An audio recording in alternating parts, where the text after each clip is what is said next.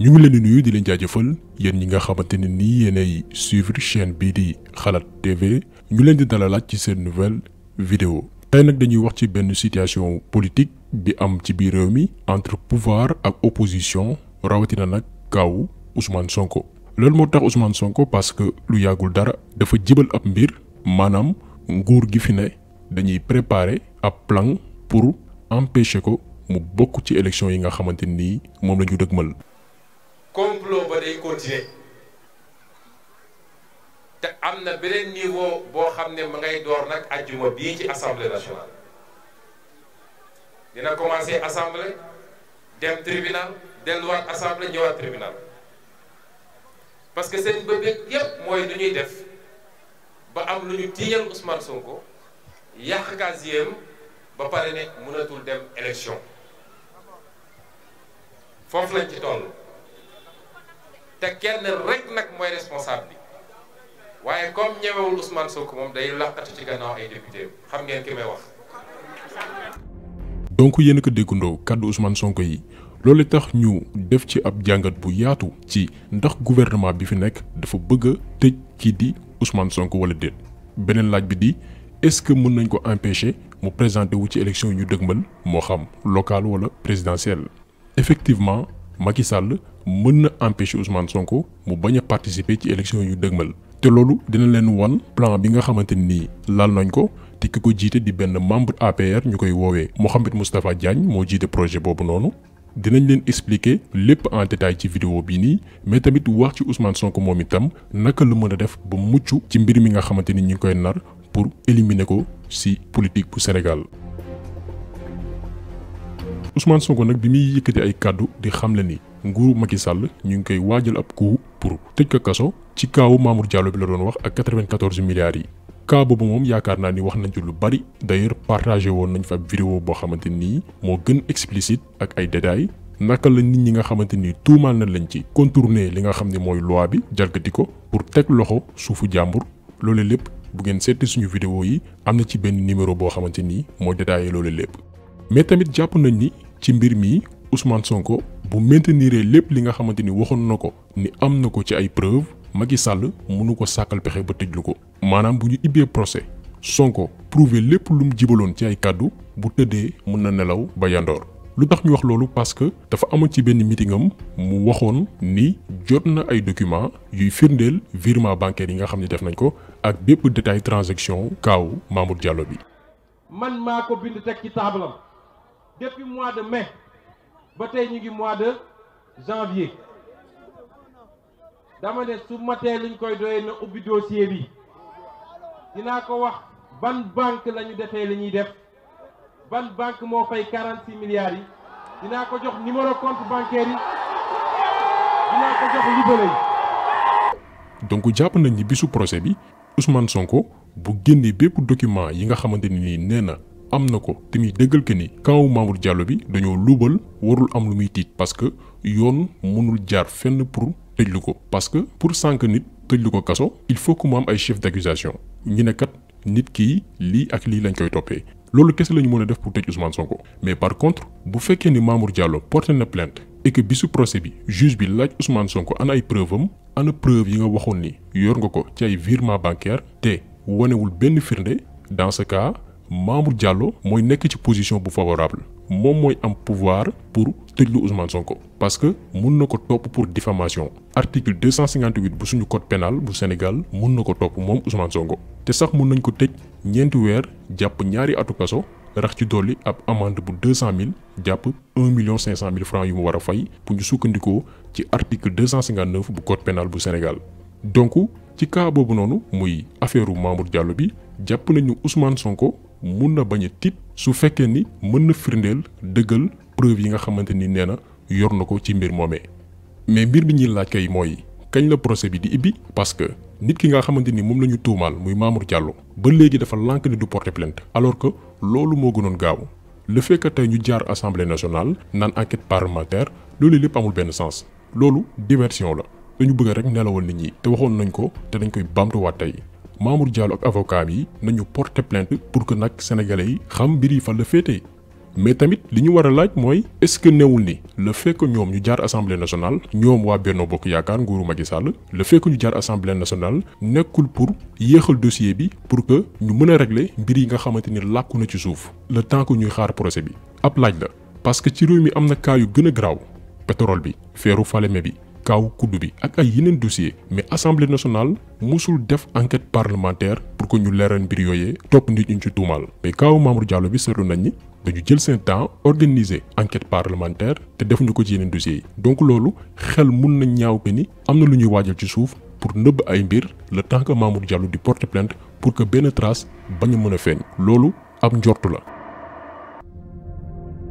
donc ci kaawu Mamour Diallo bi nguuru Macky Sall mënuñu ci jaar pour tëj Ousmane Sonko wala empêcher ko mu présenter wu ci prochaine élection yi nga xamante ni mi ngi ñëw bu dee ni moom Ousmane Sonko lépp lu mu jibaloon ci kàddu prouvé na ko dëggal na ko ak ay documents yu leer donc ñun gëmuñu ni mën nañ jaar foofu noonu pour sàkkal ko pexe mais par contre li wóor te leer mooy am na benn plan boo xamante ni nii instant yi ñu ngi koy tëgg di ko nas pour éliminer Ousmane Sonko ci langum politique bu Sénégal. projet bi ki koy jiite benn APRiste la bu ñuy woowee Mohamed Moustapha Diagne moom mooy président wu cellule APR bi ñuy woowee synergie républicaine. musuñu fal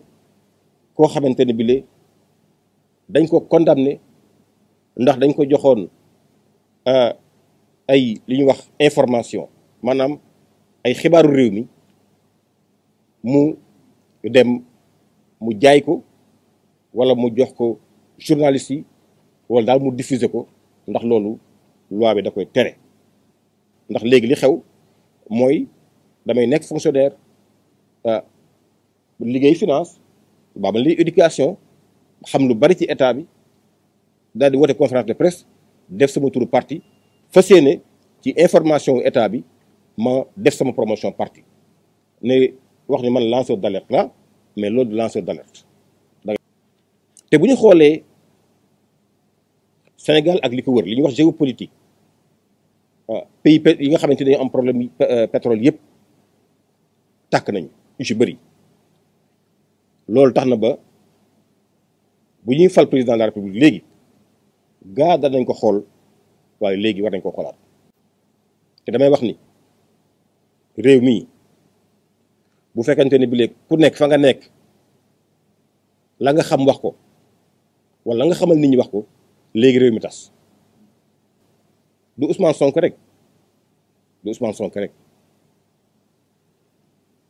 wax ni daal li ñu proposé ci kanam tuuti sama xarit yi boo gisee ma indi leen dama bëgg ñu def benn équipe wu ànd ak ay juriste ñu bindal ñu pour que assemblée def proposition de loi bépp agent de l'État boo xam ni def nga li ñuy wax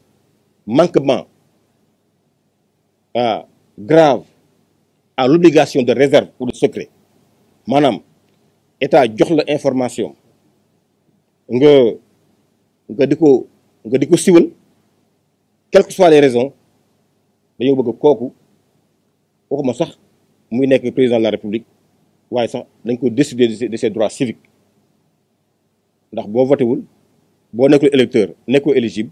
doo nekk maire doo nekk député doo nekk conseil départemental conseil municipal wala président de la république.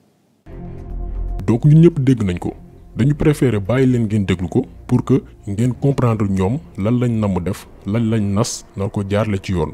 plan bi mooy liggéey ak majorité présidentielle maanaam député yi nga xam ni ñoo nekk Benno Bokk Yaakaar pour empêcher bépp fonctionnaire boo xamante ne nii dàkk nañ la fonction publique dootoo amati possibilité présenté wu ci élection fii ci Sénégal. pour loolu nag dañuy def benn proposition de loi andi ceeg ay juristes yoo xam ne ñoo koy bind ñu voté ko assemblée nationale te buñ ko appliqué bépp fonctionnaire bu ñu mës a dàkk fonction publique dootoo amati possibilité dagan baatu askan wi. loolu li muy signifié mooy loi bi bis bu ñu ko voté te bu ñu ko yóbbu assemblée forcément dañ koy voté parce que Benno Bokk Yaakaar ñoo fa ëpp député te ñoom benn majorité mécanique la rek lu leen indil ñu voté. donc bu ñu ko voté Ousmane Sonko bu yeboo mu jël retraite politique am bàyyi politique parce que dootul mën a présenté wu ci élection. loolu mooy projet bi nga xamante ne nii ñu ngi koy nas te lu dëggula lu wér la pour faagaagal Ousmane Sonko. léegi nag ñun suñu analyse suñu jàngat mooy est-ce que bépp fonctionnaire bu ne ci biir réew mi bu fekkee ni seetlu nga ay mbir yu jaarul yoon yi nga xam ne mi ngi xew ci administration bu Sénégal da nga war a noppi maanaam bu ñuy kompaloo ci ndoddu Sénégalais yi yow da nga war a nekk complice parce que ci kàddu Mouhamed Moustapha Diagne yi boo ko déggee waratuñu may fonctionnaire muy révéler li nga xam ne mi ngi xew ci administration bu Sénégal mais jàpp nañ ni kuy def lu jub waroo am looy ragal bu fekkee ne nguurub Sénégal dañu bëgg a noppiloo ay fonctionnaire c'est parce que am na ay mbir yu louche yi nga xam ne mi ngi xew ci kaw te bëgguñu kenn xam ko léegi nag pour nëbbu loolu lépp ñu bëgg voter ab loi te loolee li mu mën a sabab mooy autorités yi mën nañ def lu leen neex ci biir réew mi sàcc alal détourner ay milliards dundee alalu corruption mais kenn du leen dénoncer parce que boo leen dénoncer ñu dàq la te buñ la dàqee dootoo mën a sóobu ci li nga xamante ni mooy wàllum politique. est-ce que xam ngeen fan lañ nar a dem ak proposition de loi bi waxuñu rek kaw Ousmane Sonko pour l'instant mais Sénégal ni muy doxee dañu bëgg a encourager li nga xamante ni mooy corruption doole li nga xamante ni mooy sàcc ci administration bu Sénégal parce que benn fonctionnaire dootoo amati droit dénoncer ñaawlu li nga xamante ni mooy xew ci kaw te loolu dafa graaw te yaakaar nañ ni lii ñuy gis nii combat wu bépp sénégalais la war a nekk Macky Sall li mu bëgg ak nguuram mooy dooleel li nga xam ne mooy càcc ci biir réew mi corruption ci administration bu Sénégal profité aussi nag pour éliminer ay adversaires politiques.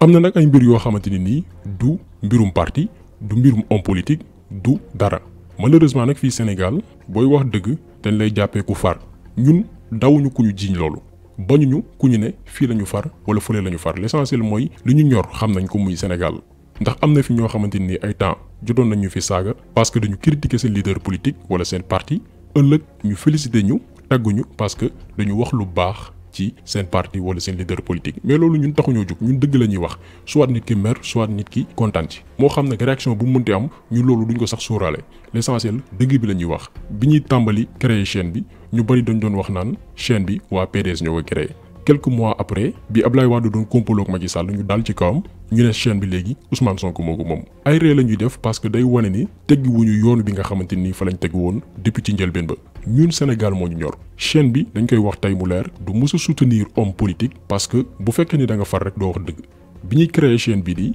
sénégalais yi xamaguñ sax kuy Ousmane Sonko loolu benn précision la boo xamante ni dañ koy rek souligner mais du pour justifier wu du pour wane ñun fu ñu bokk l'essentiel mooy Sénégal moo ñu ñor mais dafa ci am ay mbir yoo xamante ni nag duñ ko mësoon noppee muy injustice maanaam xeex nit pour say intérêt politique te fii lañ koy waxee ëllëg bu ñu naree voté ab loi boo xamante ni mooy empêcher ay fonctionnaires yoo xamante ni dañ leen dàq ci nguur gi parce que dañu dénoncer lu ñaaw li nga xamante ni ñu ngi ko fay def bu dee ni dañ ko nar a voté assemblée nationale ñun ñooy bokk ci ñi nga xam ne ñooy njëkk ñi koy dénoncer te daañu ko xeex parce que duñu mës a nangu ñu jël politique gu Sénégal limité ko benn classe maanaam benn catégorie nit maanaam PS PDS APR. beneen sénégalais boo xamante ni am nga ambition wu def politique bëgg a soppi mbir yi nga xamante ni moo fi ne ñu ne la toogeel na le doo fi bokk Sénégal socialistes yi ak libéraux yi moomuñu ko xam ne ni jamono ji Macky Sall ak Abdoulaye Wade ñu ngi wëy di tëgg ak nas ak teg li nga xamante ni mooy seen deal bi nga xam ni ñi ngi koy def depuis avant élection yu 2019 yi présidentielles yi pour que libéraux yi mën a nekk ci nguur gi ay dizaines d'années encore am nañ ci droit parce que loolu mooy seen ligne directrice loolu mooy seen plan politique mais bu ñu empêcher yeneen sénégalais yi nga xamante ni formé wul leen ñoom seen parti muy parti socialiste muy parti libéraux yi ñooñu aussi sénégalais yooyu aussi am chance bokk ci réew mi ni muy doxee ñun principe dañuy xeex mënuñu jël politique gu Sénégal limité ko ci yenn parti yenn nit yi nga xamante ni depuis ay at ñoo fi nekk. dem leen tey ci administration yi ci banques yi ci ministères yi wala yeneen institutions yi ñëpp ñi fa am domba tànk yu am solo seeni waajur wala seeni maam ay ministre lañu woon ay directeur lañu woon wala yeneen fonction yu am solo lañu amoon ci biir réew mi benn parti bu ndaw ci population bi ci askan wi ñoo jël en otage réewum lëmm te nag bëgg ñeneen ñi nga xamante ni ci quartier yi lañu jugee wala ci yenn village yi jàng comme ñoom ñu écarter leen ne leen yéen toog leen fële bu leen bokk ci suñu langue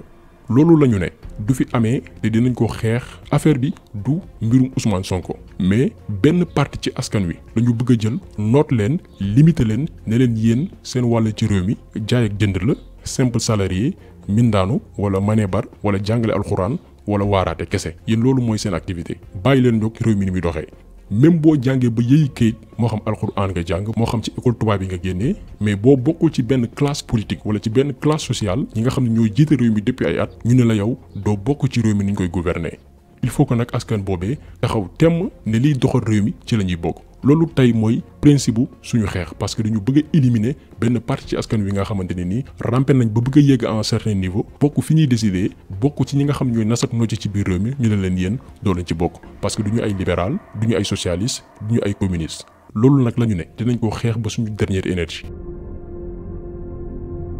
donc vidéo bi tey loolu woon ñu jagleeloon ko ab cas politique bi nga xamante ni jamono ji moo jurum coow ci biir réew mi ñu ngi leen di gërëm di leen jaajëfal di leen jox dig daje beneen yoon ak beneen vidéo jaa ngeen jëf.